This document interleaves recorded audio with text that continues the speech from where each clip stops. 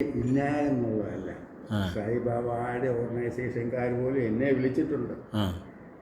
അതിന് പറഞ്ഞ് അവരെ ഒരു 1969 68 എന്നെ വിളിച്ചിട്ടുണ്ട്. അവിടെ പോയി ഒരു പ്രഭാഷണം നടത്തണം. ഞാൻ പറഞ്ഞു ഞാൻ വരത്തില്ല,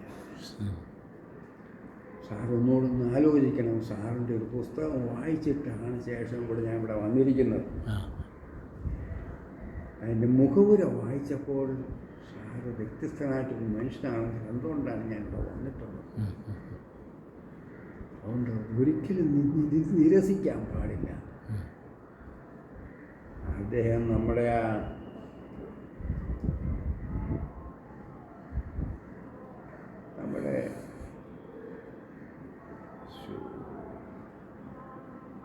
ബാംഗ്ലൂരിലുള്ള വലിയ മഹാനുണ്ടായിരുന്നല്ലോ, ശിവവൈദ്യനായിട്ടുള്ള, ഇങ്ങനെ മൂവിയെല്ലാം വെച്ചുകൊണ്ടിരിക്കുന്നതിൻ്റെ പേര് സത്യസായിബാബ ഓർഗനൈസേഷൻ. അതിൻ്റെ കേരളത്തിൻ്റെ ഓർഗനൈസറാണ് പുള്ളി. അപ്പോൾ സാറ് ഇപ്പോൾ വരത്തില്ല എന്ന് പറഞ്ഞു കഴിഞ്ഞപ്പോൾ പിന്നെയും 2 ആഴ്ച കഴിഞ്ഞപ്പോൾ പിന്നെയും സാറ് വന്നിരിക്കണം, ഞങ്ങൾക്ക് 2 ആഴ്ച ഇവിടെ സമയമുള്ളൂ, ഞങ്ങളെല്ലാം ചെയ്തിട്ട് സാറിന് അനൗൺസ് ചെയ്യാനായിട്ട് കാര്യങ്ങളൊക്കെ മറ്റ് ജനങ്ങൾക്ക് ചില കാര്യങ്ങളുണ്ട്. ഞാൻ പറഞ്ഞു ഞാൻ വരത്തില്ല, കാരണം മറ്റ് വിധത്തിൽ ആൾക്കാർ ചിന്തിക്കും ഞാനൊരു പച്ച നസ്രാണി അല്ല എന്ന് ചിന്തിക്കുന്നതിന് കാരണത്താൽ ഞാൻ വരുന്നില്ല. എൻ്റെ ഗ്രാൻഡ് ഫാദറിന് ഇത് അനുഭവം ഉണ്ടായിട്ടുണ്ടോ? ഉണ്ട്, ഞാൻ വരത്തില്ല. വലിയ വിഷമത്തോടെ അവൾ തിരിച്ചു പോയി. വലിയ വിഷമമായിരുന്നു. ഇങ്ങനൊരു മനുഷ്യൻ ഇങ്ങനെ. ഇതുപോലെ തന്നെ വേറൊരു സന്യാസി എൻ്റെ അടുത്ത് വന്നു. അദ്ദേഹം എന്നെ കണ്ടപ്പോഴത്തേക്ക് എൻ്റെ അടുത്ത് വന്ന് സംസാരിച്ചു. ഞാൻ ചോദിച്ചു,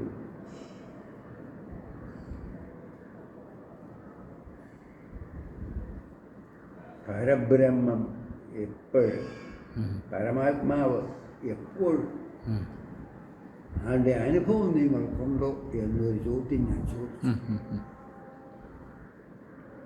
അതെനിക്കില്ല. അദ്ദേഹം ഒരു ആർമി ഓഫീസറായിരുന്നു. അദ്ദേഹം ഓൾസോ ഒരു എൻജിനീയർ. റിട്ടയർ കല്യാണം കഴിച്ചിട്ടില്ല. അദ്ദേഹം തിരുവല്ല ഭാഗത്ത് മറ്റെങ്ങാണ്ട് ആശ്രമമൊക്കെ ഉണ്ട്. അദ്ദേഹം അവിടെ താമസിച്ചുകൊണ്ടിരിക്കുമ്പോഴാണ് എന്നെ കാണാൻ അവിടെ വേറെ കാണാൻ വന്നപ്പോൾ പരിചയപ്പെടേണ്ട ഒരാളെന്ന് പറഞ്ഞുകൊണ്ട് ഒരു കൈമള് എന്നെ കൊണ്ട് പരിചയപ്പെടുത്തിയിട്ട് പോയി. ഞാൻ ചോദിച്ചു,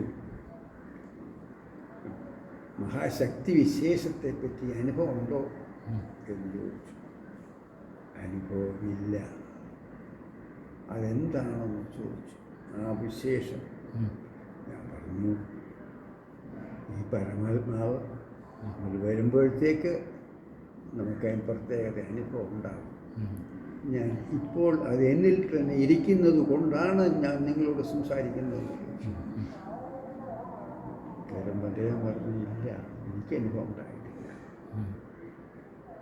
പക്ഷെ എന്നെക്കാട്ടിൽ ഒരുപാട് 85, 86, 87 വയസ്സുള്ള ഒരു അച്ഛനാണ്, അല്ല ഒരു സന്യാസി.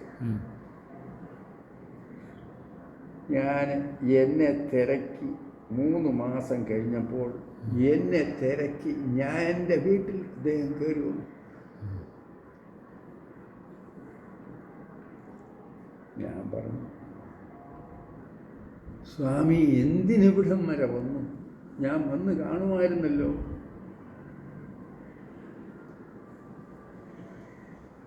എനിക്ക് അങ്ങയുടെ ശിഷ്യനാകണം. ഞാൻ പറഞ്ഞു, സ്വാമി ഞാൻ യോഗ്യനല്ല ഒരു ഗുരുവാകാനിരിക്കാനായിട്ട്.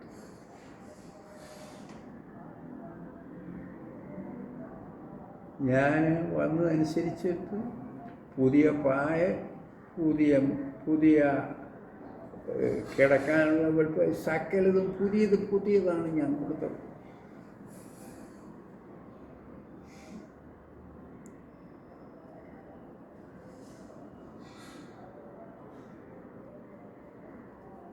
സ്വാമി രാത്രിയിൽ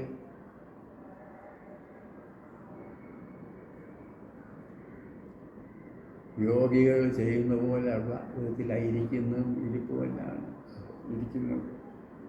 ബുദ്ധേരുന്ന് ഭജിച്ചു. എന്നോട് രാവിലെ പറഞ്ഞു, ഞാൻ സാറിനെ കാണാൻ വന്നതായിരുന്നു, ശിഷ്യനാകാൻ വേണ്ടിയാണ് വന്നത്. ഞാൻ യോഗ്യനല്ലോ എന്ന് ഞാൻ പറഞ്ഞു. എന്നാൽ സാറിന് എന്തായാലും